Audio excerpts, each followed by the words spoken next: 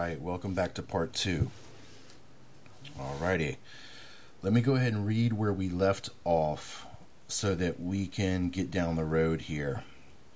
As for their rings, they were so high that they were dreadful, and their rings were full of eyes round about them four. And when the living creatures went, the wheels went by them, and when the living creatures were lifted up from the earth, the wheels were lifted up. Whithersoever the Spirit was to go, they went. Thither was their spirit to go. And the wheels were lifted up over against them, for the spirit of the living creatures was in the wheels. The spirit of the living creatures was in the wheels. When those went, these went. And when those stood, these stood. And when those were lifted up from the earth, the wheels were lifted up over against them, for the spirit of the living creature was in the wheels. And the likeness of the firmament upon the heads of the living creature was as the color of a terrible crystal stretched forth over their heads. The terrible crystal stretched forth over their heads. And the likeness of the firmament upon the heads of the living creature was as the color of a terrible crystal stretched forth over their heads from above.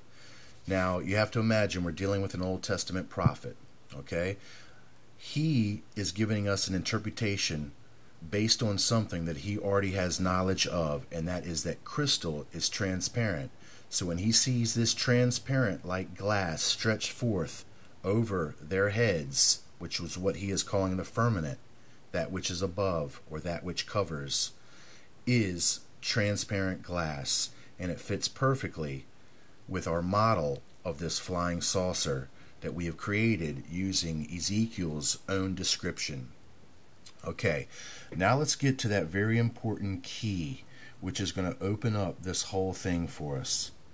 And the appearance of the wheels and their work was like unto the color of a beryl. There's your key. Alright. Beryl is beryllium. It's an element. Now listen closely. Probably the most important use of beryllium is in radiation windows for X-ray tubes. It has a very low absorption rate of X-rays. Beryllium is used in the pipes of many high-energy particle physics collision experiments, such as the Large Hadron Collider. The stiffness of the metal allows a powerful vacuum to be created.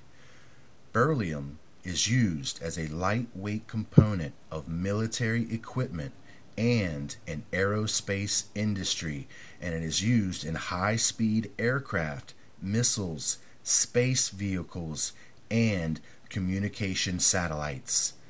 Beryllium is used in the design of nuclear weapons. It is used as the outer layer of the pit in the primary stage. It is an excellent pusher for implosion and is very good at reflecting neutrons. Beryllium is used as a lightweight component of military equipment, aerospace industry, high-speed aircraft, missiles, space vehicles, and communication satellites. Now you have to ask yourself this. How does this Old Testament prophet, how can he recognize by sight what this element is?